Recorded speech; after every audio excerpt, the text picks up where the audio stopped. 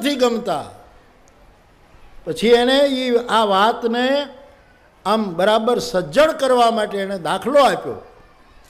હું મુક્તિ કેરો ચાહક છું, મને બંધન નથી ગમતા, કમળ બીડાય તે પહેલા ભમરને ઉડિયન દેજે. આ કમળ બીડાઈ જાય એના પહેલા ભમરાને તું ઉડિયન આપજે. એટલે તમે ઉડિયન ઈચ્છો છો અને તમારી ઉડાન સમાજમાં પ્રસ્થાપિત થાય એટલા માટે રામકથા તમારી પાસે આવી છે. એટલા માટે વિવિધ ક્ષેત્રના આપણા આદરણીયો તમારી પાસે આવી રહ્યા છે, રોજ આવતા રહેશે. એમને તમે સાંભળજો, એમને ઓળખજો. અને હું આનંદ વ્યક્ત કરું છું કે આપણે રાજ્યના એક આદરણીય મંત્રી શ્રી આનંદીબેને બહુ જ હૃદયથી વાત મૂકી કે આપ મને મળી શકો, આપને જે કામ હોય એ મને કહેજો, જ્યાં જ્યાં ઉપયોગી અમે થઈ શકીએ તો આમ વાયા બાયા થયા વગર સીધું પહોંચી જવું. આ દેશમાં વાયાએ બહુ ડખા ઊભા કર્યા છે, એટલે સીધું જાઉં. વાયા બહુ થાય એમાં ડખા બહુ થાય. ડખામાં સમજો ને ડાયરો, બસ. તો ડખો આપણે ઘરમાં ન કરવો. અને તમને ખબર છે ઘરમાં ડખા ક્યારે થાય? અમારે એક જૈન મુનિ છે, એ બહુ સરસ વાત કરે કે ગળામાં ગાંઠ થાય તોય બહુ ચિંતા. કેટલી બધી ચિંતા થાય. ઘરે ગળામાં ગાંઠ થઈ, ડૉક્ટરને બતાવો, શું હશે, કોઈ મહાબીમારી તો નહીં હોય. અને આપણે બધા આખું ઘર ગળામાં ગાંઠ થાય તોય ચિંતા, અને શેરડી ખાતા ખાતા ગાંઠ આવે તોય તકલીફ કે આ ગાંઠ શું કામ આવી રસની વચ્ચે. પણ એ તો જલ્દી આપણે તોડી નાખતા હોઈએ, વળી પાછો રસ શરૂ થઈ જાય ત્યાં ગાંઠ. અને આપણને કોઈક ગામડામાં આ બધામાં મેં જોયું સાહેબ, એટલા માટે કહું, રૂમાલમાં ગાંઠ બાંધીને આપે ને તો અડે નહીં. હે કાંઈક કર્યું લાગે, કામણ કર્યું લાગે, ગાંઠ મારી રૂમાલમાં ગાંઠ મારો તોય પહેલું. પણ મારે તમને કહેવું છે સાહેબ, ડખા એટલે થાય છે બધે કે આપણા મનમાં ગાંઠો વળી ગઈ છે. અને એ મનની ગાંઠો છોડવા માટે રામકથા છે. તો બાપ, તમને બધી જ છૂટ છે, તમારે જરાય બંધનમાં નહીં રહેવાનું. અને જેમ જેમ રસ પડે એમ તમારે બેસવાનું. બાકી તમને અહીં કાંઈ હેરાન કરવા નથી બોલાવ્યા. તમારે તમારી લહેરમાં રહેવાનું. ને હું એ હિંચકો, મને હિંડોળાની ટેવ છે ને, હિંચકો ખાય એને ખબર હોય કે હિંચકો આગળ જાય ને પાછળ જાય. એ તો બેયથી ટેવાવું પડે. આગળ જાય એને ટેવાવું તો જ હિંચકો, નહીંતર તો આમ હાવ આમને સ્થિર રાખો તો હિંચકામાં અને પલંગમાં ફેરશું. તમને ખબર છે હિંડોળા ઉપર બેસવાનો મોટામાં મોટો ફાયદો એ છે, તમે પ્રયોગ કરજો, એનાથી જાગૃત રહેવાય. કારણ કે હુઈ જાય પગની ઠેસ ન મારી શકે, અને ઠેસ ન મારે એટલે હિંચકાઓ જગતના બધા બંધ થઈ જાય. એમ સુખ અને દુઃખ, સ્વીકાર અને તિરસ્કાર, માન અને અપમાન, નિંદા અને સ્તુતિ, કોલાહલ અને શાંતિ, આ બધાથી આપણે ટેવાવું પડશે. તેથી બાપ, તમને હું કોશિશ પૂરી કરીશ સાહેબ, થાકી જાઉં એટલી કોશિશ કરવાનો છું કે તમને તમારી સાથે હું વાતો કરી શકું. પણ ન સમજાય તો પણ તમારે જ્યાં સુધી બેસાય ત્યાં સુધી બેસજો. તમે મને જોયા કરજો ને હું તમને જોયા કરીશ. વળી એક બે લીટી કહું તમને, પણ એ જરાક બીજી ભાષામાં છે, પણ તમને સમજાવી દઉં. એ બે લીટીઓ એવી છે સાહેબ કે મેં તુજે દેખું, એટલે કે હું તને જોઉં. બરાબર? મેં તુજે દેખું, તું મુझे देख, તું મને જો.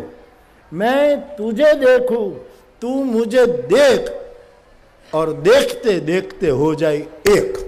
આમ એકાબીજાને જોતા જોતા આપણો સમાજ એક અને સમરસ બને, સમતા સ્થાપિત થાય. એટલા માટે આ આપણો રામકથાનું આયોજન છે.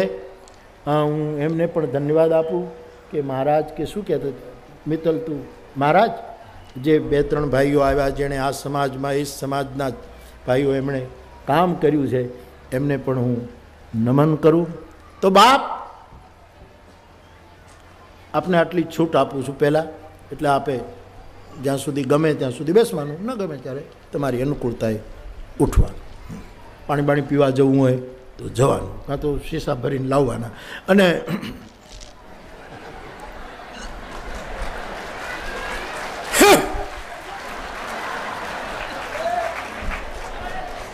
સમજી ગયા? હા, પણ 3 કલાક ટેવ પાડશો તો ધીરે ધીરે કરત કરત અભ્યાસ જડમતી હોત સુજાન. આ વળી પાછી બીજી 2 લીટી. તો બાપ આમ તમને મોજ આવે એવું આપણે કરતા રહીશું. તો મને એક કાગળ કાલે મારી ગાડીમાં હતો, એને મેં વાંચીને પછી હું હંમેશા કાગળ ફાડી નાખું વાંચીને. એ કોઈ તમારામાંથી કોઈ લખેલો નથી, કારણ કે હજી તો આપણે તો હજી ઓળખાણ આમ તો મને તો છે જ, પણ તમને એમ થાય બાપુ પાસે કેમ જવાય, તમે ભડકી ગયા છો, એટલા માટે હું તમારી પાસે આવ્યો છું. વિનોબાજી કહેતા કે અમુક વ્યક્તિઓ આપણા દેશમાં એટલી ઊંચાઈ પકડી, એને નમન, પણ એને જોનારાની ડોકો દુખી ગઈ, કારણ કે એ નીચે ન આવ્યા અને આ બિચારા ઉપર ન જઈ શક્યા. આવી પરિસ્થિતિ સમાજમાં થઈ. એટલા માટે અમે બધા જ તમારી પાસે આવ્યા છીએ.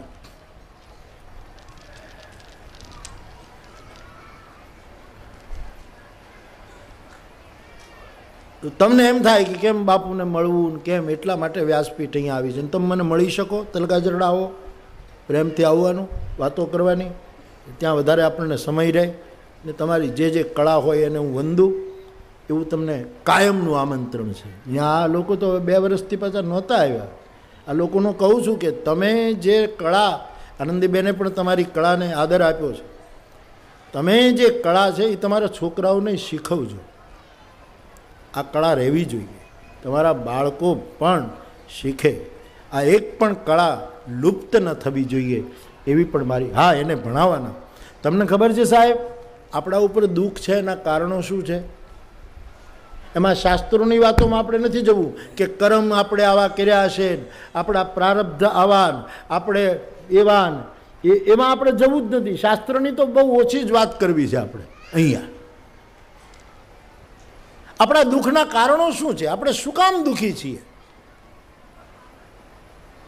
એટલે કાગળ હું પછી કહું તમને, પણ પહેલાં વળી વચ્ચે આ વાત આવી ગઈ એટલે હું તમને કહું. આપણા દુઃખનું એક કારણ છે, તમે કાન ખોલીને બાપ મારી વાત સાંભળજો અને પછી એના ઉપર વિચારજો. આપણા દુઃખનું એક કારણ છે આપણું અજ્ઞાન, આપણી જડતા. આપણે ભણતા નથી, છોકરાને ભણાવતા નથી, આપણી મૂઢતા, આપણું અજ્ઞાન આપણા દુઃખનું કારણ. અને પછી દરેક ક્ષેત્રમાં સૂત્ર લાગુ પડે, માનવીની મૂઢતા અને માનવીનું અજ્ઞાન જ એના દુઃખનું કારણ હોય છે. આ એક કારણ છે આપણું અજ્ઞાન, આપણી અંધશ્રદ્ધાઓ, આપણી ખોટી માન્યતાઓ, આપણા પરિવાર માટે ભવિષ્યમાં બરાબર ન ગણાય અને સમાજ માટે પણ રુચિકર ન હોય એવા આપણા ક્રિયાકર્મો, એવી આપણી વિધિઓ, આ બધી જ મૂઢતાઓ આપણા દુઃખનું કારણ હોય છે. આ અજ્ઞાનતા છૂટે, જ્યાં જ્યાં તમે વસો છો, ફરતા રહો છો, ત્યાં ત્યાં આપણે બધા જ મળીને તમે સ્થિર થાવ એવા પ્રયત્નો કરતા રહીશું. અને પરિણામે તમારા બાળકો ભણે, આગળ વધે, શિક્ષિત થાય. તમારી કળા સાચવીને, તમારી પાસે જે વિદ્યા છે એ વિદ્યાને સેવતા. આપણા દુઃખનું એક કારણ અજ્ઞાન છે. બીજું કારણ આપણા દુઃખનું છે સાહેબ અન્યાય. સમાજે કરેલો અન્યાય એ આપણા દુઃખનું કારણ છે, અથવા તો આપણે કોકને કરેલો અન્યાય એ આપણા દુઃખનું કારણ છે. સ્વાભાવિક છે, તમને કોઈ ગામની આજુબાજુ રહેવા ન દે. ગઈકાલે આપણા પોલીસ વડા પણ કહેતા હતા કે ભાઈ ચોરી ક્યાંક થાય ને ગોતવા તમારી પાસે આવે, કાન પકડો. અને આજ માધવભાઈ બરાબર કીધું કે પોલીસ ખાતું આમાંથી કોકને પકડીને ન ઉપાડી જાય. અમારે છે ને, તમને જો એક વાત કહું તમને, અમારે તલગાજરડામાં અંબાજી બાજુથી ઝેરી માખીઓના મધ બહુ આવે છે. ધાડા ને ધાડા મધના આવે. અને એ માખીઓ એવી કે કરડે તો પછી માણસ આખો સોજી જાય, ક્યારેક તો બેહોશ થઈ જાય ને મૃત્યુ સુધીની નોબત આવે એવા ઝેરી મધ આવે. એવો એક બહુ મોટો મધપૂડો આ બનેલી ઘટના થયો. હવે ઝેરી માખીનો મધપૂડો એને કેમ, એટલે અમે 2-3 દેવી પૂજકને જે એ આમ તમારી જેમ ફટતા હતા એને બોલાવ્યા, નિષ્ણાત હતા એને બોલાવ્યા કે ભાઈ તમે આવો અને આ મધપૂડોને તમે ઉડાડી દો અથવા તો કંઈક કરો. એ સાહેબ અમારે મહુવા ગુરુકુળમાં આવ્યા અને ત્યાંથી પછી તલગાજરડા આવતા હતા. પોલીસને ખબર પડી ગણેશ મંદિરેથી ઉપાડી ગયા, સીધા વચ્ચેથી જ ઉપાડી ગયા. હું રાહ જોઉં કોઈલા કેમ આવ્યા નહીં. જયદેવને કીધું કે તપાસ તો કરાય, ગયા ક્યાં આપણા મહેમાન? ત્યાં તો ખબર પડી એમાંથી એક ક્યાંક પાછળ રહી ગયેલો આવ્યો. એ કે 3ને ઉપાડી ગયા પોલીસ. આવું થતું હોય છે. આવી એક મથરાવટી થઈ ગઈ છે આપણી, ક્યાંક ગાંઠો બંધાઈ ગઈ છે. એમાંથી આપણે બહાર નીકળવાનું. પણ એટલા માટે હું કહું છું કે અન્યાય પણ આપણા દુઃખનું એક કારણ છે. આપણે કરેલો બીજાને અન્યાય અથવા તો સમાજે કરેલો આપણા તરફનો અન્યાય આ આપણા દુઃખનું કારણ બનતું હોય. આ બીજું કારણ. ત્રીજું કારણ અભાવ. આપણી પાસે અમુક વસ્તુ નથી, બીજા મોજ કરે, બીજા લહેર કરે, આપણે માણસ, અને આપણે આવી રીતે જ દુઃખી થવાનું. આ અભાવ, બીજાને સારા મકાન, આપણે ક્યાંય એક કોઈ જગ્યાએ ઠેકાણું નહીં, બીજા કેટલા આનંદમાં, આપણે આ અભાવગ્રસ્તતા પણ આપણા દુઃખનું કારણ બનતી હોય છે. સીધા સાદા આ સૂત્રો છે. અભાવ, આપણી પાસે અમુક વસ્તુ નથી, એ આપણા દુઃખનું કારણ બને. અને ચોથું કારણ છે અભિમાન, આપણું અહંકાર, આપણા દુઃખનું કારણ બને. આ શબ્દો મારા નથી, અમારે બોટાદના એક મહાત્મા છે સ્વામીજી આત્માનંદજી બાપુ, એના આ વાક્યો છે. મને ગમી ગયા એટલે હું તમને વેચી દઉં છું. એણે સરસ એકદમ લોકદર્શન કરી, કારણ કે શાસ્ત્રીય રીતે દુઃખના કારણો તો ઘણા હું કહી શકું, પણ આ લોકદર્શનમાં જે દુઃખના કારણો એણે બતાવ્યા એ મને ગમ્યા. આપણે શું કામ દુઃખી છીએ એના થોડાક આવા કારણો છે બાપ. એમાંથી મુક્ત થવા માટે આપણો આ પ્રયત્ન છે.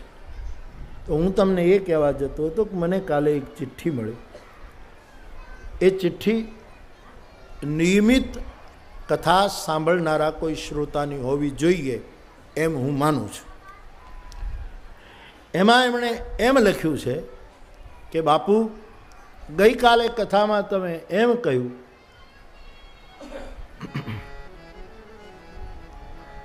પાપ કરત નિશી બાસર જાહી, નહીં પટકટી નહીં પેટ અઘાવી, પાપ કરત નિશિવાસર જાહી. જે ચોપાઈઓ આપણે આ કથાના આધાર માટે લીધી છે, ચિત્રકૂટમાં ભગવાન રામ, જનકપુર આખું ત્યાં આવ્યું છે, અયોધ્યા આખી આવી છે, અને એ વનમાં વગડામાં રહેનારા એ સૌ ભીલ, કોલ, કિરાત, વિચરતા ભટકતા એ લોકો જ્યારે બધાની સેવામાં જોડાયા, અમારે ત્યાં આવા મહેમાનો આવ્યા, અને પછી એ લોકો કંઈક એને આપે કે તમે આટલી બધી, કોઈક મધ લઈ આવે, કોઈક ફળ લઈ આવે, કોઈક કંદ લઈ આવે, કોઈક મૂળ લઈ આવે. એમ તમે કાલ મારા માટે એક ટોપલી લાવ્યા ને એક બીજી ટોપલી લાવ્યા ને એક કાંગસી લાવ્યા. એ જેમ એ જેની પાસે જે હતું એ બધા આપે છે. અયોધ્યાવાળા એને બદલામાં પૈસા આપે કે ભાઈ તમે આટલું બધું અમારા માટે કરો છો, તમે આ જંગલમાં રહેનારા, વગડામાં રહેનારા, તમે આલો. ત્યારે પહેલાં કહે કે નહીં, અમારાથી કંઈ લેવાય જ નહીં. તો કે તમે આટલી બધી સેવા કરો છો, ત્યારે એ તમારા સમાજના રામકાળના ભાઈઓ બહેનો એવું બોલ્યા કે અમારી મોટામાં મોટી સેવા એ છે કે અમે તમારા વસ્ત્રો અને કપડાં ચોરી નથી જતા, એ જ મોટામાં મોટી સેવા. આવું એ વખતે બોલાયેલું વાક્ય રામાયણમાં છે. લેહિન બાસન બસન ચુરાઈ સોય હમારી પ્રભુ બડી સેવકાઈ, અમે તમારું લઈ નથી લેતા. કારણ કે રાત દિવસ અમારું જીવન પાપમાં વીતે છે, અને છતાં અમે અમારી કેડને, અમારી કમરને મર્યાદા ખાતર ઢાંકી શકીએ એટલા અમને કોઈ દિવસ કપડાં ન મળ્યા, અને પેટ ભરીને અમને કોઈ દિવસ ખાવાનું પ્રાપ્ત ન થયું.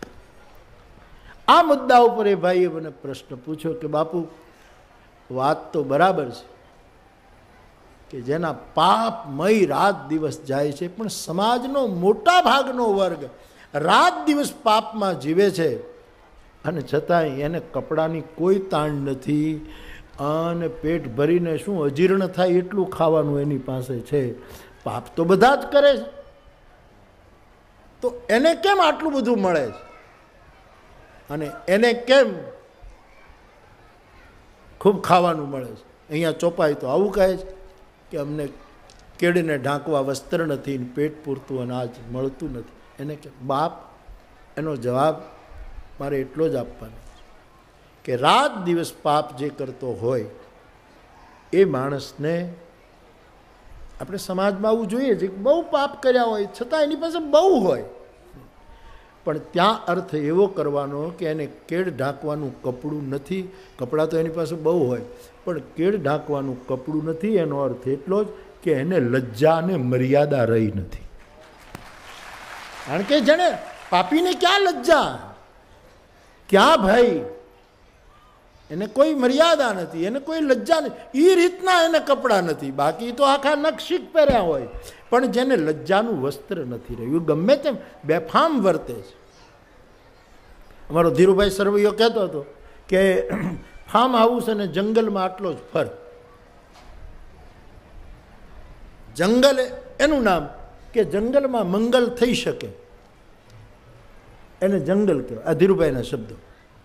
પણ ફાર્મ એને કહેવાય કે જ્યાં બેફામ થઈ શકાય. ફાર્મ એને કહેવાય, ફાર્મ હાઉસ એને કહેવાય કે જેમાં માણસ બેફામ. એને ક્યાં કપડાં છે સાહેબ? કરોડો રૂપિયા હોય ત્યાં તો આ દેશમાં ઘણા કપડાં નથી. અબજો કરોડો રૂપિયા, અને જે રીતે ગોટાળાઓના જે બધું આવે છે એમાં તો ક્યાંય આપણે ગણાય નહીં ને એવું છે બધું. કપડાં ક્યાં સાહેબ? કોઈને લજ્જા ને શરમ ક્યાં છે? પાપ કરે એને કેડ ઢાંકવાના કપડાં હોતા જ નથી, ચાહે સ્થૂળ રૂપમાં કે ચાહે માનસિકતામાં કપડાં હોતા જ. અને નહીં પટ કટી નહીં પેટ અગાઈ. રાત દિવસ પાપ કર્યું, પેલા ભીલ કહે અમને પેટ પૂરતું અન્ન ન મળ્યું. અરે બીજા બધા પાપ કરે એને તો ખૂબ મળે છે, એને ક્યાં? પેટ પૂરતી અન્ન એટલે એનો અર્થ કે એ ગમે તેટલું ભેગું કરે તો એનું પેટ ભરાય છે ક્યાં? ગમે તેટલું ભેગું કરે તો પેટ ભરાતું નથી. એનો અર્થ એમ કે નહીં પેટ અગાહી, એને તૃપ્તિ નથી, એને સંતોષ નથી. આવો એક પ્રશ્ન મને કાલે પૂછાયો, એનો જવાબ તમને શરૂ. ક્યાં આજે તૃપ્તિ છે?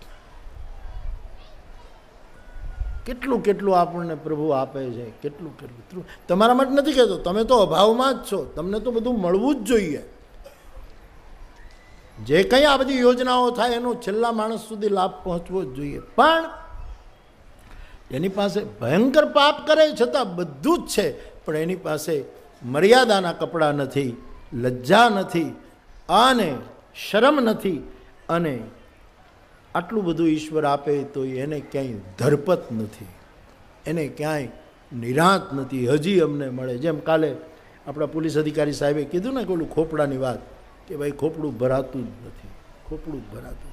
એને ક્યાંય પેટ અઘાયું, એનું પેટ ભરાતું. તમને બધાને બધું ખૂબ મળવું જોઈએ, પણ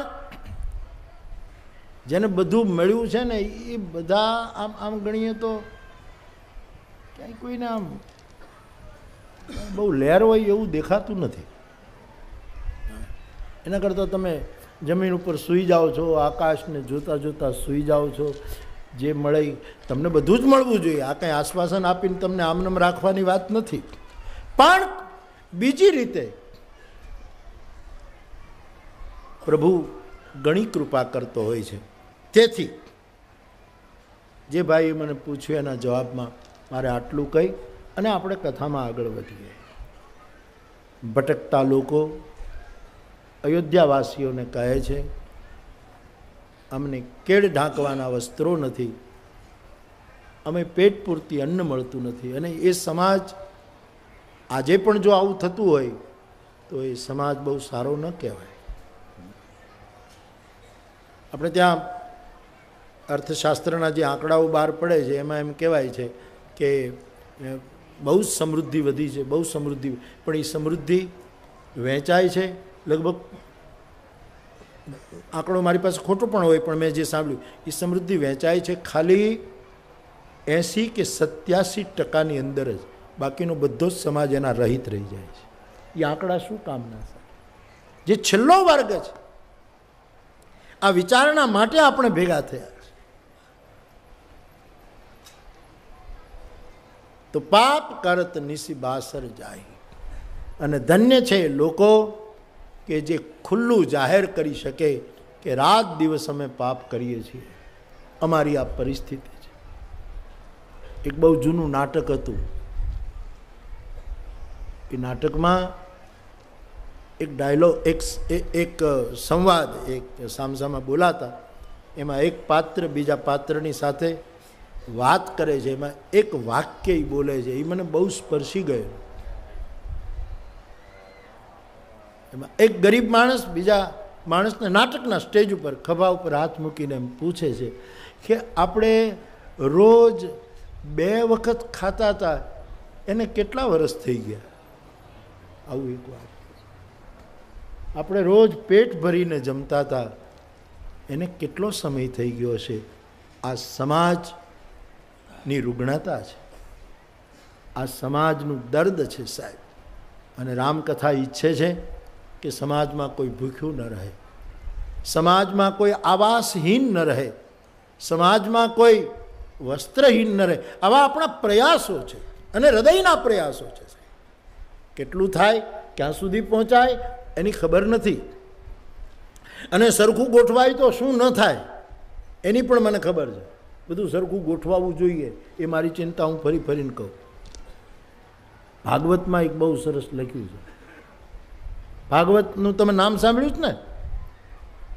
તમને પૂછું છું ભાઈઓ, ભાગવત આ રામાયણ છે એવું આપણે ત્યાં એક શાસ્ત્ર છે, ધર્મગ્રંથ, એનું નામ છે ભાગવત. બરાબર? તમને ખબર છે ને? બરાબર, તમને ખબર છે. અને ન ખબર હોય તો કોઈ ચિંતા નહીં, કાંઈ બહુ જાણવાની જરૂર નથી, કારણ કે જાણી ગયા એને કાંઈ કર્યું નથી સાહેબ.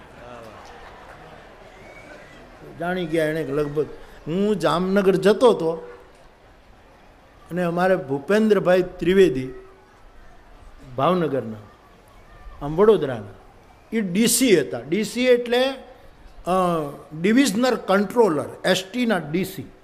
આ એસટી બસો જે દોડે એના એ મોટા સાહેબ. એટલે એને જે ગાડી મળે ખાતા તરફથી તો બહુ નેક અમલદાર, બહુ પ્રમાણિક, અને બહુ મારા તો બહુ જૂના પરિચય. નહીંતર ખાતાનું તો એવું છે ને, ખાવાનું મળે ને ગાડી મળે, બેય મળે.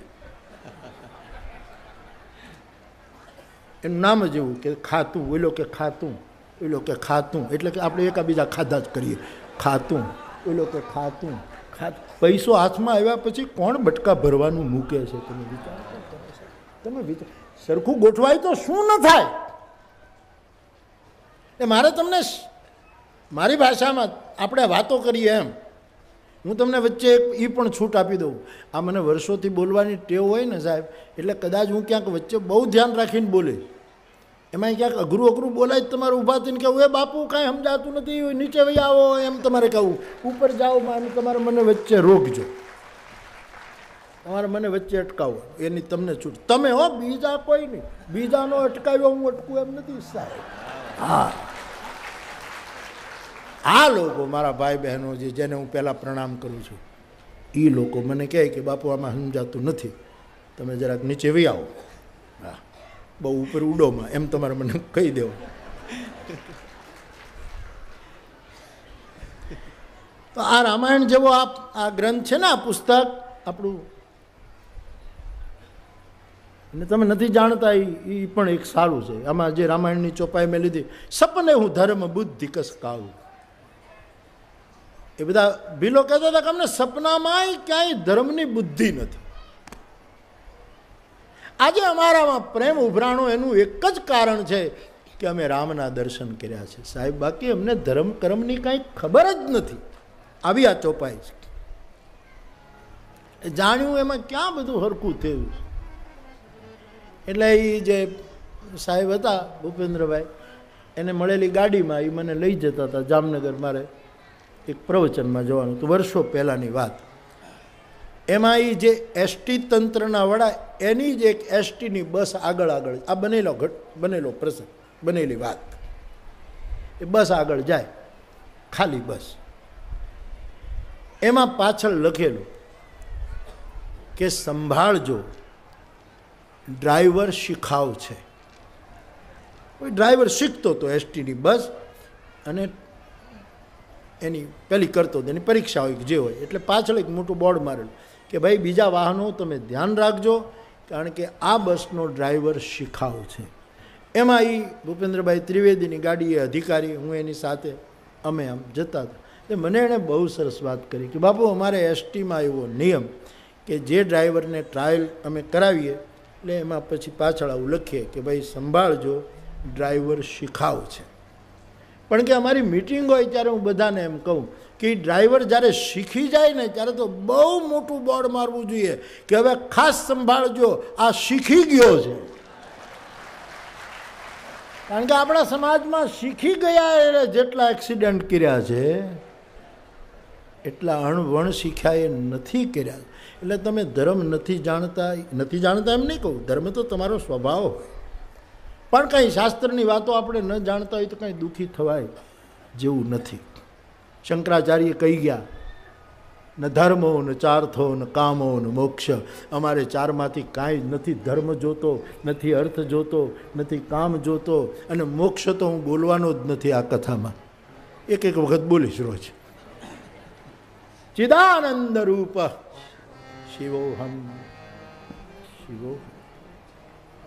તો ભાગવત એક આપણે જ્યાં ગ્રંથ છે, બરાબર.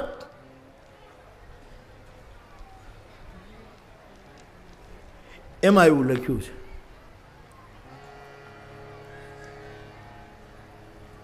પૈસા ભેગા થાય એટલે એની સાથે કેટલી વસ્તુઓ આવે એવું લખ્યું છે. એ તમે બહુ જ ભાગ્યશાળી છો કે આમાંથી બધી વસ્તુ તમારામાં ન આવી શકે, કારણ કે એવું કાંઈ છે નહીં. પહેલું લક્ષણ લખ્યું છે ભાગવતકારે કે પૈસા પ્રાપ્ત કરવામાં કષ્ટ છે, મુશ્કેલી, મેળવવામાં મુશ્કેલી છે ને. પછી ઉત્કર્ષે રક્ષણે વ્યયે, આવા શબ્દો ભાગવતમાં હું ન ભૂલતો હું તો. ઉત્કર્ષ, એક તો પૈસા મેળવવામાં તકલીફ, પછી કમાવામાં તકલીફ. અર્થસ્ય સાધને સાધ્ય, આવા શબ્દો છે મને યાદ આવે. અર્થસ્ય સાધને સાધ્ય, ઉત્કર્ષે રક્ષણે વ્યયે, નાશોપભોગ.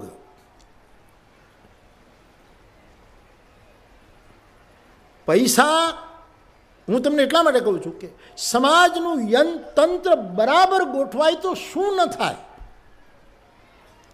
યોગ્ય વહેંચણી થાય, શોષણ ન થાય અને પોષણ શરૂ થાય ઈમાનદારીપૂર્વક, તો સમાજમાં શું ન થઈ શકે. પણ પૈસાને મેળવવામાં કષ્ટ, પછી કેમ વધે એમાં કષ્ટ, પછી રક્ષણે એની રક્ષા કેમ કરવી, એને હાંચવવા કેમ એમાં તકલીફ, વ્યય એને વાપરવા કેમ એની તકલીફ, ભોગમાં એનો નાશ થાય અને કોક લૂંટી જાય એનો નાશોપભોગ, એનો નાશ થાય અથવા તો કામનામાં ભોગની અંદર ઓછા થઈ જાય. આ બધી ચિંતામાં 4 વસ્તુ ભેગી થાય. એક તો કષ્ટ, બીજું ભય, ત્રીજું ચિંતા અને ભ્રમોર નુરાણાનામ ભ્રમ. આ 4 વસ્તુ ઊભી થાય એવું ભાગવતમાં લખ્યું છે. આખો શ્લોક મને યાદ નથી, પણ આવું લખ્યું છે. પૈસા ભેગા થાય એને વધારવામાં, એનો અર્થ ભેગા ન કરવા, વધારવા નહીં એવા ટોનમાં હું નથી કહેતો. મારો આખો વિષય જુદો છે. પણ એના રક્ષણમાં, એના વ્યયમાં, એનો નાશ થાય ભોગમાં, કોઈક લૂંટી જાય, આ બધામાં કષ્ટ ઊભું થાય છે, ભય ઉત્પન્ન થાય છે, ચિંતા ઉત્પન્ન થાય છે અને ભ્રમ વહેમ જાગે છે. આવા લક્ષણો ભાગવત નામનો એક ગ્રંથ આપણી પાસે છે બાપ, એમાં લખ્યા છે. પૈસા ખરાબ નથી, પણ એનો ઈષ્ટ ઉપયોગ ન થાય તો કષ્ટ થયા વગર રહે જ નહીં. એનો ઈષ્ટ ઉપયોગ, ઈષ્ટ એટલે સારા કામમાં એનો ઉપયોગ થવો જોઈએ. તમારા માટે જમીન અપાય, તમારા માટે મકાન બને, અને એમાં જેના પૈસા જશે, મારી દ્રષ્ટિએ એના પૈસાને કષ્ટ નહીં થાય, પણ એનો ઈષ્ટ ઉપયોગ થયો ગણાશે. એનું એક રૂડું પરિણામ આવશે. કષ્ટ ચોક્કસ થાય પૈસામાં, પણ સરખી યોજના ન થાય તો ઈષ્ટ ઉપયોગ થાય તો કોઈ દિવસ તકલીફ ન થાય, કોઈ દિવસ મુશ્કેલી ન પડે. બીજું, ભય લાગે. કેમ હાંચવવા, ક્યાં મૂકવા, શું કરવું, કેમ થશે, બીક લાગે. કોકના લૂંટી લીધા હોય તો ભય લાગે કે ભાઈ કોકને ખબર પડી જશે તો. આ બધી વસ્તુઓ એની પાછળ શરૂ થાય. પણ ગાંધીજી કહેતા સાધન શુદ્ધિ, બહુ ભાર આપ્યો સાધન શુદ્ધિ ઉપર ગાંધી બાપુ, તો એને ભય ન લાગે, કોઈ દિવસ ભય એને લાગે નહીં. ત્રીજું લક્ષણ, ચિંતા ન થાય. એને કોઈ ચિંતા ન હોય. અને ચોથું, કોઈ વહેમ ન કરે, કોઈને સંદેહ ઉત્પન્ન. મારે તમને એ કહેવું છે કે સરકારની વ્યવસ્થા હોય, દાતાઓની વ્યવસ્થા હોય, વ્યવસ્થામાં બધું સરખું ગોઠવાઈ જાય સાહેબ, તો શું ન થાય. 5-10 વર્ષમાં તો તમે ક્યાંય ભટકતા ન હો, તમે એક જગ્યાએ સ્થિર હો, તમારા બાળકો ભણતા હોય, આનંદ કરતા હોય, અને ભણી ગણીને એવું બધું થતું હોય. એવું એક ઉઘાડ, એવું એક પરોઢ, માધવભાઈની પંક્તિ જે એણે પ્રભાતીના રાગમાં લખી, એવું એક પરોઢ ઉત્પન્ન થાય, એની જરૂર છે. અને એટલા માટે આ કથા છે. તમને યાદ હશે જ, ભૂલાઈ જાય તો કોઈ ચિંતા નહીં, તમારા માટે બધી છૂટ છે. તમારે કાંઈ યાદ રાખવું, એવું હું બોલી જાઉં તો તમારે કાંઈ યાદ રાખવાની જરૂર જ નથી. યાદ હું રાખીશ. બાલકાંડનું નામ છે બચપણ. પહેલું પગથિયું રામાયણ બચપણ. બીજું પગથિયું દર્પણ, મેં ગઈકાલે કીધું તે દર્પણ. ત્રીજું પગથિયું ગળપણ, મીઠાશ, મધુરતા. રામાયણનું ચોથું પગથિયું સગપણ, જોડાવાનું. રામાયણનું પાંચમું પગથિયું અર્પણ, સમર્પણ, અર્પણ કરવા, શરણાગતિનું, આપવાનું પગથિયું. રામાયણનું છઠ્ઠું પગથિયું છે એ તર્પણ, જેમાં બધાની મુક્તિ, બધાનું નિર્વાણ થયું, બધા પરમ પદને પામ્યા, રાક્ષસો પણ. એ તર્પણ. અને રામાયણનું સાતમું ને છેલ્લું પગથિયું છે શાણપણ, ડાપણ, સમજદારી, વિવેક. તો બાપ, આવું આ રામાયણ. એને વચ્ચે વચ્ચેનો સાર શું છે આપણે જોતા જઈશું. મેં ગઈકાલે તમારી સામે હનુમાનજીની વંદના સુધી કથા હું લઈ ગયેલો કે તુલસીદાસજીએ હનુમાનજીની વંદના કરી. કંઈ વાંધો નહીં, એને ચૂપચાપ ઉઠે તો ઉઠવા દેજો, કંઈ વાંધો નહીં બાપા. જાઓ બેટા, જાઓ જાઓ, જાઓ જ જાઓ બાપા, જાઓ. બરફનો ગોળો બોળો ખાઈ આવો મારો બાપ. અને ઉઠવું શાંતિથી ઉઠવા દેજો બસ. તો હનુમાનજીની વંદના ફરી એક વખત 2 લીટી આપણે ગાઈ લઈએ અને પછી કથાને હું ધીરે ધીરે આગળ તમારા સુધી લઈ જાઉં. તમે 1 મિનિટ આપણા ભાઈ બહેનો તમે બરાબર સાંભળો અને પછી તમે પ્લીઝ ગાઓ. આમ તમે ગાવાની કોશિશ કરજો. મારે તમારી પાસે ગવડાવવું છે સાહેબ. તમને સમાજે રોવડાવ્યા બહુ છે, મારે ગવડાવવું છે. તમારી પાસે રડાવ્યા બહુ હશે, મારે ગવડાવવું છે. એટલા માટે અને તમે બધા જે તમને બધાને આવડે છે, મારા પહેલાં બોલવા માંડો છો, એ બધા જે શિક્ષિત છો એ તમે મહેરબાની કરીને થોડી વાર શાંત રહેજો. તમે બધા બોલજો. આપણે વિચરતી જાતિના બધા જ પાખાના ભાઈ બહેનો તમે જ બોલજો. બીજા બધા શાંતિથી સાંભળે. અને હું 10 મિનિટ બોલાવું ત્યાં સુધી એકાદી ઊંઘ લેવી હોય તો ઊંઘ લઈ લે. ત્યાં સુધી તમે બધા સાંભળો. હું જે બોલું, હું જે શબ્દો બોલીશ એ શબ્દો છે મંગલ મૂર્તિ મારુત નંદન. 4 ભાગમાં છે. મંગલ મૂર્તિ મારુત નંદન. બરાબર? હવે હું બોલું એમ તમે બોલજો. મંગલ મૂર્તિ મારુત નંદન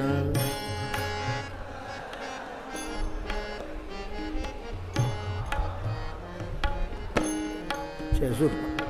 વાહ, શાબાશ, સરસ ગાયું. હવે બધા ગાઓ. હજી થોડાક શરમાય, સંકોચ પામે. બધા જ ગાજો. બહુ સરસ. મંગલ મૂર્તિ મારુત નંદન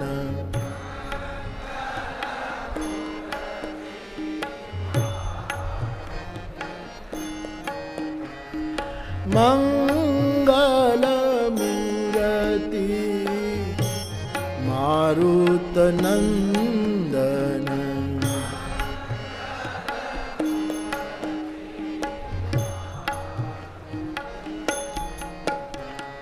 सकल अमंगल मूल निकंदन.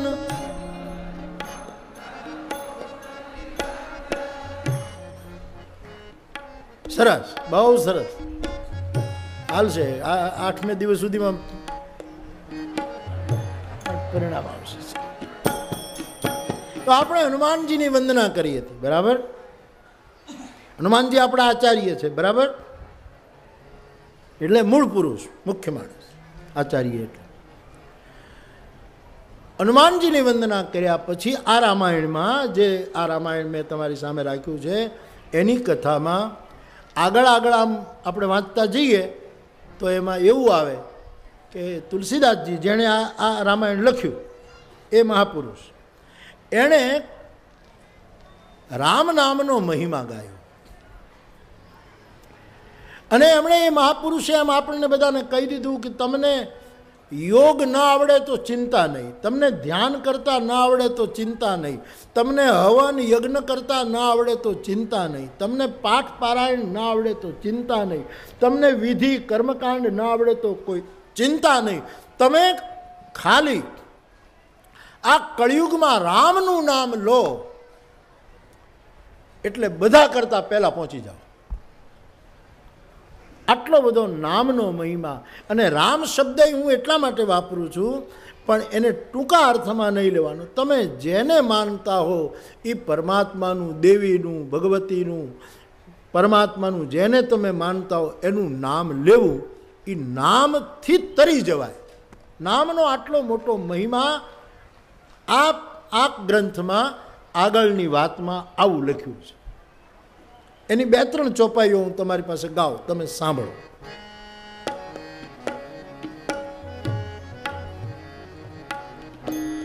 બંદવુ નામ રામ રઘુબર કો, હેતુ કૃષાનુ ભાનુ હિમ કર કો, વિધિ હરિહર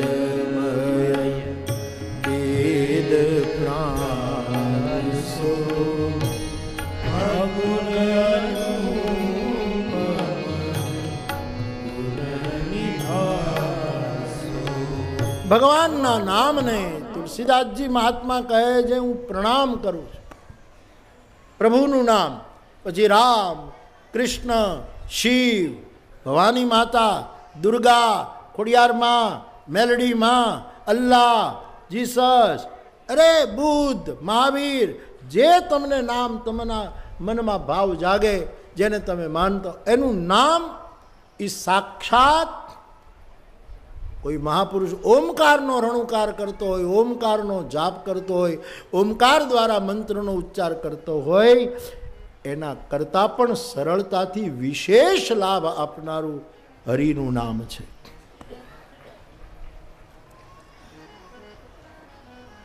સૂર્ય ઉગે એટલે અંધારાનો નાશ થાય, અગ્નિ પ્રગટાવીએ એટલે કચરો બળી જાય, ચંદ્ર ઉગે એટલે આપણને ટાઢક વળે, આપણને શાંતિ મળે, આનંદ આવે. ભગવાનનું નામ એવું છે બાપ કે એ સૂર્ય બનીને આપણી અજ્ઞાનતા રૂપી અંધારાનો નાશ કરે. ભગવાનનું નામ એવું મહિમાવંત છે કે એ ચંદ્ર બનીને આપણને ટાઢક આપે, આપણને શાંતિ આપે, આપણને પ્રસન્નતા આપે. ભગવાનનું નામ અગ્નિ સમાન છે કે આપણા ખોટા કર્મોને, આપણા પાપ કર્મોને બાળીને ભસ્મ કરી દે, એવું હરિનું નામ છે.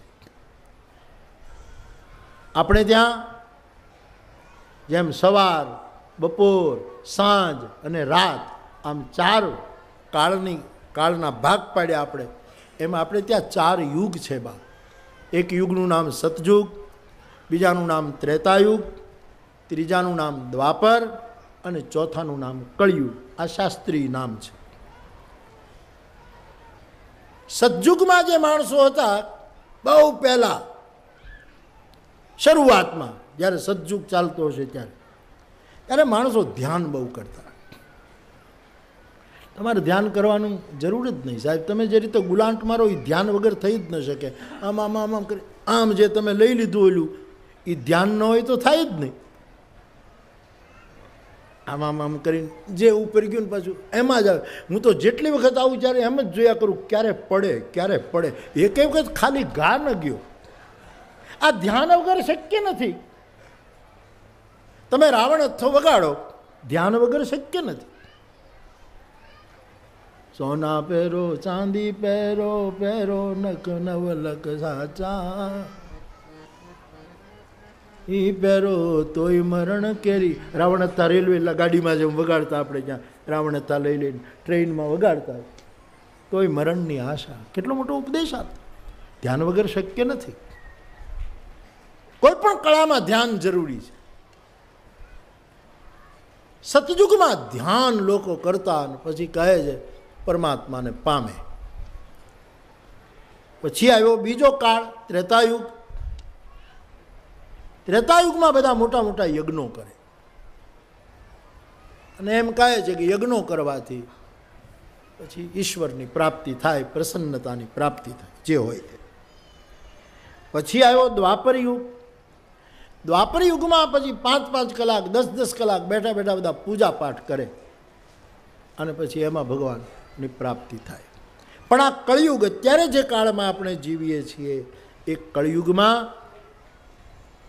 બધા જે ધ્યાન કરે એને ધન્યવાદ, યજ્ઞ કરે એને પ્રણામ, કલાકો સુધી પૂજા પાઠમાં રોકાય બધાને નમન. પણ કળિયુગની અંદર તુલસીદાસ મહાત્માએ એમ કીધું આ ગ્રંથમાં કે કેવલ હરિનું નામ લેશે એનું ધ્યાન પણ સિદ્ધ થશે, એનો એમનેમ યજ્ઞ થઈ જશે અને એનું કલાકો સુધીનો પૂજા પાઠ પણ ઈશ્વર સ્વીકારે. ખાલી નામ, પરમાત્માનું નામ.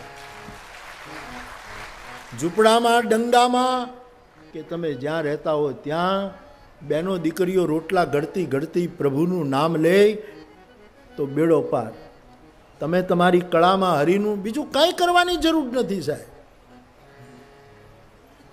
નામનો નશો એવો છે કે તમારા બધા નશા છૂટી જશે. હા, અમે ફાટા ફરીએ છીએ એનું કંઈ બીજું કંઈ આવડતું નથી. નામનો નશો છે, બીજું કાંઈ નથી. બીજી ભાષાની 4 લીટી તમને કહું, ન સમજાય તોય.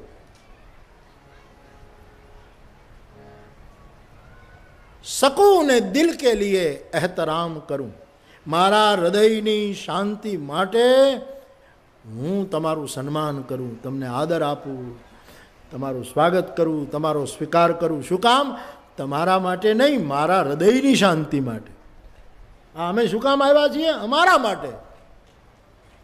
हृदय हूँ तो एटला माटे ज आव्यो छुं, अमारा माटे। मारे जवुं जोईए। मैं काले कीधुं राम गया होय तो राम कथाए जवुं जोईए, ए मारी फरज अदा करवा हूँ आव्यो छुं। आ सिवाय मारे कथामां क्यांय तोटो नथी। साहेब કેટલી કથાઓ હોય, કોને તારીખ આગળની તારીખો જ હવે આપતો નથી, પણ હું શું કામ આવ્યો અહીંયા કે રામ આવ્યા હોય તો રામ કથાએ આવવું જોઈએ, નહીતર ઓડકાર નહીં આવે મને, એટલા માટે सकून दिल के लिए एहतराम करूँ। आनो अर्थ गुजराती है कि मारा हृदयनी शांति माटे हूँ तमारू स्वागत करूँ, हूँ तमारो स्वीकार करूँ, हूँ तमारू सन्मान करूँ, हूँ तमारा ऊपर भरोसो राखूँ। सकून दिल के लिए एहतराम करूँ। आप जरा नजर उठाओ तो फिर मैं सलाम करूँ। तमे थोड़ुंक आम प्रेमथी आ समाजनी सामे तमे ऊपर उठो, तमारी दृष्टि ऊपर उठे, तमारो विकास थाय, तमारी प्रगति थाय तो अमे वधारे प्रणाम करीए, अमने तमे वधारे भणो, तमारा व्यसनो छूटे। आ तमने उपदेश माटे नथी कहेतो, पण ए धीरे धीरे ओछुं करजो। हाँ, तमे तो बीजा पीवे एवं तो तमे कहीं पीताय नथी, तमे कहीं एवं कहीं करता, बीजा जे फार्ममां जे बेफाम छे एवं तो तमारे कहीं छे ज नहीं। आ है ने मोटी मोटी मारे शब्दों बहु गोतवा पड़शे तमारा माटे। आ बहु मोटी मोटी निशाळो होय ने शहर में, बहु मोटी मोटी निशाळो जेने बधा मोटा मोटा विश्वविद्यालयों कहेवाय, एमां पछी छोकराओ भणी ले, पछी एमां एने विदाय आपे, एने दीक्षांत कहेवाय, दीक्षांत प्रवचनो थाय। एमां तमे जोयुं होय मोटी मोटी निशाळोमां ग्राउंड पहेरावे। ग्राउंड एटले एवा एक विशेष प्रकारना एने वाघा पहेरावे, एवा टोपा ने एवुं आखुं बधुं पहेरावे। अपना देश में आ रिवाज नहोतो, हतो ज नहीं। आ तो जे देश में बहु ठंडी पड़ती ई देश में ज्यारे आवी रीते विदाय आपे त्यारे आखुं, कारण के ठंडी में ध्रुजी जाए। अपना देश में तो मोटी मोटी निशाळों में भणी अने ज्यारे विद्यार्थी बहार निकलतो त्यारे एने स्नान कराववामां आवतुं, कारण के आपणे त्यां गरमी छे, अने स्नान कराववा उपरथी स्नातकनी पदवी पैदा थई गई। એને સ્નાતક કહેવાતો, એને સ્નાન, એને ગ્રેજ્યુએશન કહેવાતું, એને સ્નાન કરી આજ મારો વિદ્યાર્થી જાય છે એને ગુરુ નવડાવતો, હું તમને નવડાવવા આવ્યો, તમને બીજા નવડાવી જાય એમ નહીં। આ નવડાવવું શબ્દ પાછો બે અર્થમાં પાછું મારે તમને નહીતર ઘણા ઘણાનો ટકો મુંડો કરી નાખે છે। ફલાણો નવડાવી ગયો, ફલાણો અમને નવડાવી ગયો, ફલાણો નવડાવી, એ રીતે નહીં। હું સ્નાતક બનાવવા આવ્યો છું, मारा हृदयनी शांति माटे आव्यो छुं। तमे जराक ऊपर जोता थाव, समाज में तमारू स्थान मळे। सकून दिल के लिए एहतराम करूं, अने जरा नजर उठाओ तो फिर मैं सलाम करूं। मैं तो नशे में हूं। नामनो नशो, प्रभुना नामनो न, तमने तमारी मोरलीनो नशो होय, तमारा डाकनो नशो होय, तमारा ढोलनो नशो होय, तमारा ऊंध गलोटियानो नशो होय, तमारा नट अने दोरी पर चालवानो, आपणा बधा नशाओ छे, एने बीजी वस्तुनी जरूर नथी, एनो एक ओडकार। मैं तो नशे में हूँ। आठे पोर नशामां हरीना एटले बीजुं कांई पीने नहीं। हूँ पाछो नशोमां कहूं छुं एटले एम नहीं समजता के बापू कंईक नाखीने आवे छे, नाखीने आवी तो जोयुं नथी कोई दिवस कोई नशो हरीना नामनो। मैं तो हमेशा कीधुं मने नशो छे तुलसीदासजीनी चौपाईओनो, नाम खुमारी नानका चढ़ी रहे। गामडामां छे ने बे जणा हता ने साहेब, तमने कहूं बे जणा कांई धंधो करे नहीं, गुटका खाधा करे, मावा खाए ने आम ने कोकने लूंटी ले, जड़झपट करे। पछी बेने थयुं के कांईक धंधो करीए, आमां तो कांई थातुं नथी, घड़ी घड़ी पकड़ाई जाइए छीए अने मारी मारीने धोई नाखे छे, स्नातक करी दे छे। તો કાંઈક ધંધો કરીએ. એટલે બે જણાએ શું નક્કી કર્યું કે કયો ધંધો કરીએ તો બહુ જલ્દી પૈસા મળે. જલ્દી પૈસા મળે એનો તો એક જ ધંધો, કાંઈ ન કરો. કાંઈ નથી કરતા ઘણા, છતાં કાંઈનું કાંઈ કરી નાખે. બરાબર. પછી બે જણાએ નક્કી કર્યું કે શરાબ વેચવાનો ધંધો કરીએ. એ વેચીએ આપણે. બહુ જૂનો થઈ ગયેલો ગોળનો ડબ્બો લીધો. બરાબર છે ને? યોજના પ્રક્રિયા બરાબર છે ને? શાબાશ. પડી ગયેલો ગોળનો ડબ્બો, એને પછી હાથો નાખ્યો. પતરાનું પણ ઝેર અંદર ભળે. અને પછી બાપા એમ જામ્યો. બાપ પીવે તો દીકરાને ચડે, દીકરો પીવે તો કાકો જ્યાં બેઠો એને ત્યાં નશો આવી જાય, કાકો પીવે તો કાકી ધૂણે. આવો બનાવ્યો સાહેબ, 3 ધારનો બનાવ્યો સાહેબ. દારૂ ડબ્બો ભર્યો. ચેલો પીવે તો ગુરુને ચડે, ગુરુ પીવે તો ચેલાને ચડે. આવો અદભુત બનાવ્યો. પછી હવે આ ધંધો એવો કાંઈ દિવસે તો વેચાય નહીં. રાત પડે ત્યારે બે જણાએ નક્કી કર્યું કે હવે આને વેચીએ આપણે. પણ વેચવું ક્યાં? એટલે 2-3 ગામના ત્રિભેટે 2-3 રસ્તા રાતના 11 વાગે બે જણા બેઠા વેચવા. અહીંથી જે નીકળશે એને આપણે વેચીએ, પકડાઈએ નહીં અને વેચીએ. 1 વાગ્યો ને કોઈ ગ્રાહક ન આવ્યું. બધા કથામાં વહી આવેલા. કોઈ બહાર હતા ને, બધા સમાજ, બધો ચારે બાજુનો સમાજ કથામાં.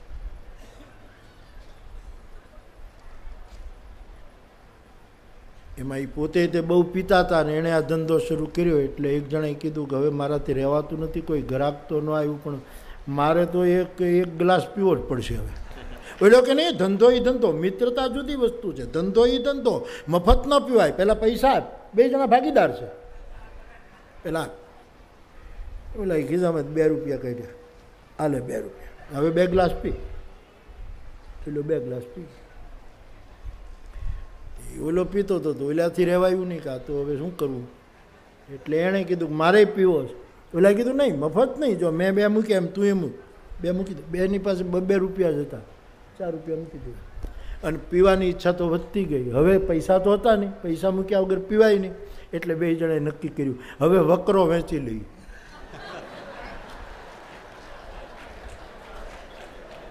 1 વાગે વકરો વેચ્યો. 2 આણે, કારણ અડધું અડધું 2 ભાગીદાર હતા. વકરો વેચી લીધો, 2 રૂપિયાને લીધો. વળી પાસે 2 મૂક્યા, 2 ગ્લાસ પી ગયો. વળી ઓલાએ 2 મૂક્યા, 2 ગ્લાસ પી ગયો. 3 વાગ્યા સુધી પીધું અને પછી પાછું પૈસા તો મૂકી દીધા. વળી પાછું 4 વાગે કે વકરો વેચી લીધી. એવું ન પીશો બાપ. તમને તુલસીની ચોપાઈ પીવડાવી છે. ધીરે ધીરે ધીરે ધીરે એવો રામ નામનો નશો ચડે કે બીજા નશા નકામા થઈ જાય. मैं तो नशे में हूं. नामनो नशो, प्रभुनी मस्तीनो नशो. मैं तो नशे में हूं. आप मशवरा दीजिए, आप મને સલાહ આપજો. કવિ કહે છે કે મારા દિલની શાંતિ માટે હું તમારા ઉપર ભરોસો કરું છું. તમે આંખ ઉપર ઉઠાવી જીવતા થાવ, ઉન્નત મસ્તકે જીવો, તો અમે તમને પગે લાગીએ, પ્રણામ કરું.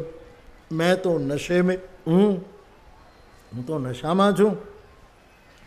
आप मशवरा दीजिए, आप મને સલાહ આપો કે कहाँ से शुरू करूँ और कहाँ तमाम करूँ. મારે કથા શરૂ ક્યાંથી કરવી ને પૂરી ક્યાં કરવી. आप मशवरा दीजिए, कहाँ से शुरू करूँ, कहाँ तमाम करूँ. शकून दिल के लिए एहतराम करूँ. आप नज़र उठाओ तो फिर सलाम करूँ. तो बाप તમને સ્નાતક કરવા, તમને નવડાવી ધોવડાવી અને 9મે દિવસે, એટલા માટે આ કથા છે. તો હરિના નામનો નશો, પ્રભુના નામનો નશો. હું સવર્ણોને કહું કે આ જાતિમાંથી, આ જ્ઞાતિમાંથી ક્યારેક કષ્ટ પડે અને ક્યારેક રાત્રે આવે તો ખોટા અર્થો ન કરવા, એને ધીરે હોંકારા દેજો. કોઈની બેન દીકરીને મુશ્કેલી પડી હોય કુબામાં, કોકને પ્રસૂતિનો કાળ હોય, અને આપણા મનમાં જે ગાંઠો કે આ આવ્યા એ તો કંઈક જુદું જ કારણ હશે, તો એ રાતના 1 વાગે દરવાજા ખોલી અને કેમ તમે આવ્યા છો એમ નવું બોલજે.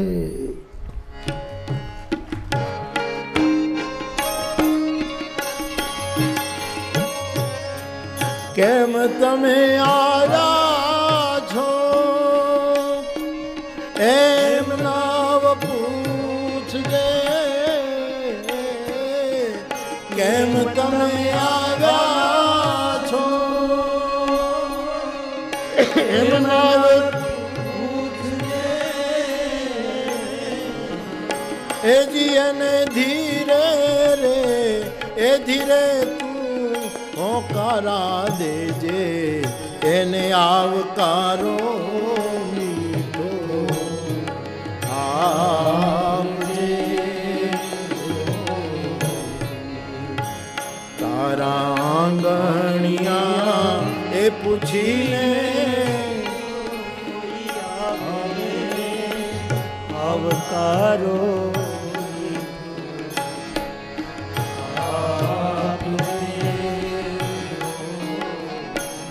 ધર્મએ જેને ધક્કો મારી દીધો હોય કે અમે તને અડીએ નહીં, અર્થવાળાએ કીધું હોય ભાગો અહીંથી, ક્યાં આવ્યા ભીખ માંગવા, અર્થવાળાએ ધક્કો આપ્યો હોય, ભોગમાં ડૂબેલા કામીજનોએ જેને ધક્કો દીધો હોય, અને મુક્તિની મોટી મોટી વાતો કરનારા વિદ્વાનોએ કહી દીધું કે જાઓ અહીંથી, એવો કોઈ આપણે આંગણે આવે તો આવકારો મીઠો આપજો સાહેબ, એને બોલાવજો, એની સાથે ધીરે ધીરે બોલજો.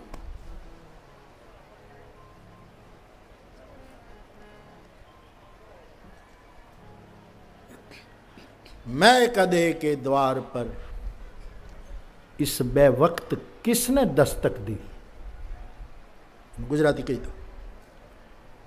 मैं कदा એટલે શરાબખાનું. શરાબખાના જ્યાં શરાબની દુકાન હોય ત્યાં 2 વખત એટલે કે સમય પૂરો થઈ ગયેલો, બંધ થઈ ગયેલી દુકાન, એમાં કોણે દરવાજો ખટખટાયો. 2 कदे के द्वार पर इस 2 वक्त किसने दस्तक दी. जरा देखो देरो काबा का कोई भटका हुआ इंसान न हो. जरा तपास કરો કે મંદિર અને મસ્જિદે જેને ધક્કો મારી દીધો હોય એવો ભટકતો વિચરતો કોક આવી નથી ચડ્યો ને, એના માટે આવકારો મીઠો આપજો. કોઈ ભટકતા ઇન્સાન તો નથી. એટલા માટે આ કથા છે. દરવાજા બંધ કરવા માટેની આ કથા નથી, દરવાજા ખોલવા માટેની આ. અને એટલા માટે બાપ હું તમને વિનંતી કરું, નામ લેજો. યજ્ઞ તમે ક્યાં કરવા જવાના, જરૂર પણ નથી. અમુક લોકો એવું કહે ને કે ભાઈ અમુકને યજ્ઞ કરવાનો અધિકાર નહીં, ત્યારે હું એનો અર્થ એવું જ કરું કે એને અધિકાર નથી એવું નહીં, એને જરૂર જ નથી.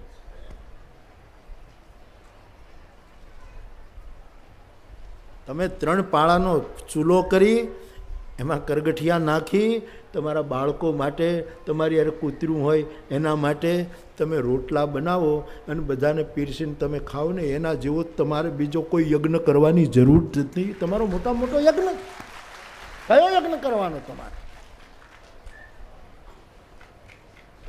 યજ્ઞ ન થાય ચિંતા નહીં, જરૂર નથી. કલાકો સુધી પૂજા પાઠ ક્યાં કરવાના? તમે તો આમ બળદો લઈ નીકળ્યા હો ને સીમમાં બળદો ઊભા રાખ્યા હોય ને બળદ વેચવાનું કામ કરતા હોય, આમ કરતા ને એમાં પૂજા પાઠ ક્યાં કરવા? હું માયાભાઈ અમે ગાડી નીકળ્યા ને આમ બળદ વેચતા, એક વિચરતી જાતિનો એક સમૂહ બળદ વેચવાનું કામ કરે. મને કે બાપુ આ બળદનો શોરૂમ છે, જેમ મારુતિના શોરૂમ હોય, ફોર્ડના શોરૂમ, એમ બળદનો શોરૂમ છે. બહુ પૂજા પાઠની જરૂર નથી સાહેબ. ધ્યાન તો તમારી પાસે છે, તમારી કળામાં ધ્યાન ભરેલું છે. એક જ વસ્તુ, હરિનું નામ લેવું, પરમાત્માનું નામ.